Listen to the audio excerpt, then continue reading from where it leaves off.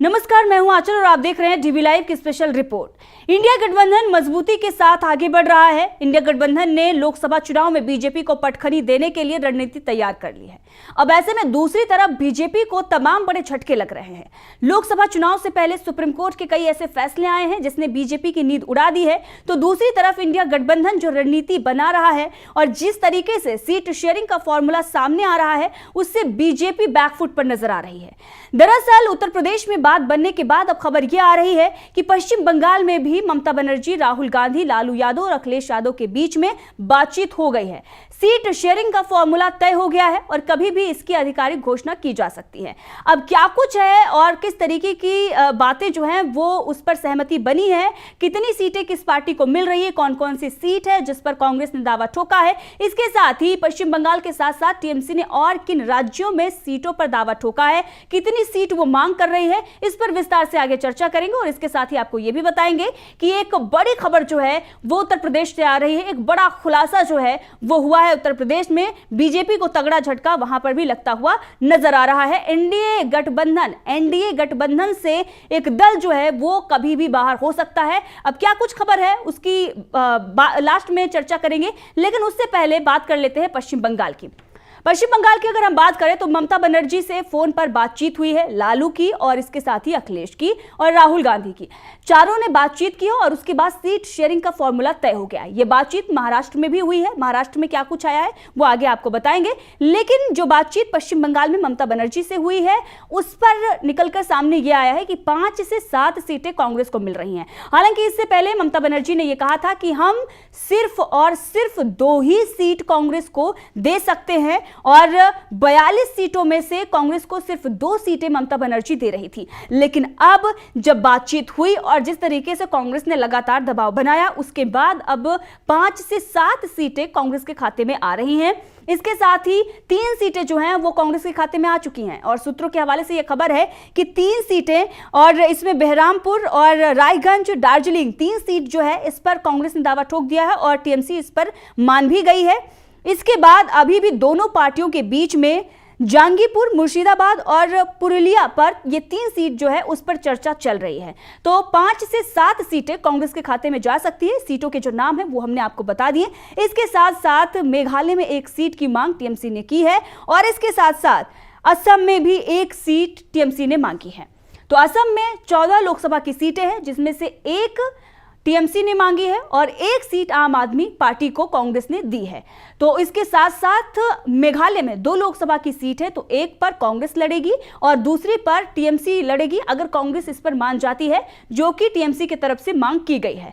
तो यह फॉर्मूला तय हुआ है पश्चिम बंगाल, असम और मेघालय में टीएमसी के बीच में। वहीं पर अब महाराष्ट्र पर अगर आ जाए तो महाराष्ट्र में भी 48 सीटों में से 39 सीट पर बात बन गई है।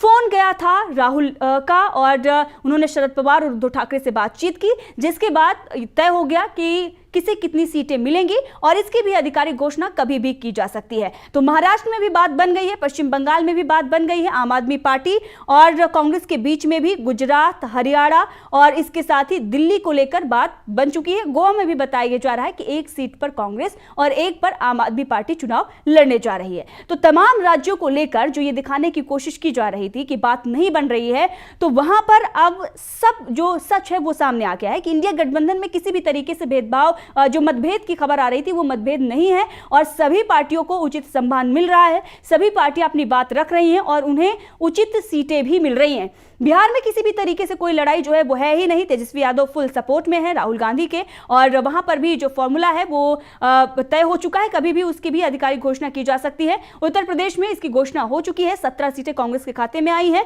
और इसके साथ साथ 63 सीट जो है वो सपा के पास पहुंची है। लेकिन जिस खुलासे की हम बात कर रहे थे और ये कह रहे थे कि एक बड़ी खबर जो है वो उत्तर प्रदेश से आ रही है, उत्तर प्रदेश में ये आ रही है खबर कि आरएलडी जयंत चौधरी कभी भी इंडिया गठबंधन का दामन थाम सकते हैं और एनडीए को छोड़ सकते हैं। बीजेपी के साथ उनका मन जो है वो नहीं लग रहा है, एक तरीके से बातचीत नहीं बन रही है और इस पर एक बड़ा बयान जो है वो अखिलेश यादव का भी आया। अखिलेश यादव ने कहा है कि अभी भी मेरे पास 63 सीटें हैं और जो भी दल आते हैं उनका स्वागत है, मैं अपने कोटे से सीटें जो है वो दे दूंगा।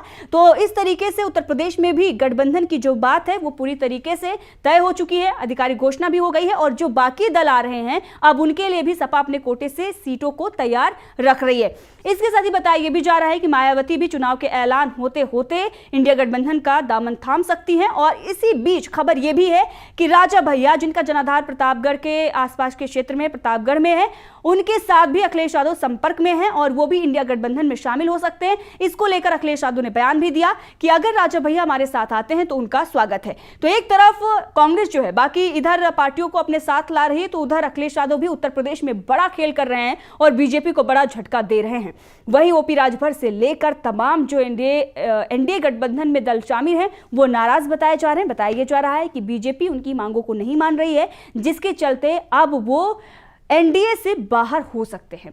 तो उत्तर प्रदेश में बीजेपी को चौतरफा झटका लग रहा है और झटका इसलिए लग रहा है क्योंकि जैसे ही राजा भैया से संपर्क अखिलेश यादव ने साधा, जैसे ही वो उनसे मिलने पहुंचे, उसके बाद भूपेंद्र चौधरी जो कि दिग्गज नेता माने जाते हैं बीजेपी के, वो भी राजा भैया से मुलाकात करने के लिए पहुंच जाते हैं। तो जिन जिन पार्टियों से इंडिया गठबंधन मुलाकात कर रहा है और उनको अपने गठबंधन में शामिल कराने के लिए उनसे बातचीत कर रहा है, बीजेपी उसके बाद या तो उन पर दबाव बनाने के लिए कार्रवाई करती है, केंद्रीय एजेंसियों का दबाव बनाया जाता है, या खुद वो मिलने पहुंच जाते हैं, बातचीत करने पहुंच जाते हैं। बिहार में आपने देखा कि नीतीश कुमार को कैसे अपने पाले में लाया गया। केजरीवाल भी दावा कर रहे हैं कि उन पर लगातार दबाव बनाया जा रहा है, उनको कभी भी गिरफ्तार किया जा सकता है। आतिशी, सौरभ भारद्वाज, तमाम जो उनके मंत्री हैं वो ये दावा कर रहे हैं कि इंडिया गठबंधन से बाहर निकलने के लिए दबाव बनाया जा रहा है, जेल में डालने की भी धमकी दी जा रही है। 2 से 3 दिन में केजरीवाल को कभी भी गिरफ्तार किया जा सकता है, यह भी उनके तरफ से दावा किया जा रहा है। और महाराष्ट्र में जो कुछ भी हुआ वो तो आपने देखा ही, 2 पार्टियों को तोड़ा गया। बीजेपी ने दोनों पार्टियों को तोड़कर उनके चुनाव चिन्ह भी और पार्टी की कमान जो है वो हथियाली। उन एक तरीके से जो संस्थापक है शरद पवार, उनसे ही उनकी पार्टी छीन ली गई, चुनाव चिन्ह जो है वो छीन लिया गया। अजीत पवार को उसका मालिक बना दिया गया। दूसरी तरफ एकनाथ शिंदे से जो है किस तरीके से उनको अपने पाले में लाकर उद्धव ठाकरे से शिवसेना छीनी गई और बाकी जो शिवसेना है वो उद्धव ठाकरे के पास है।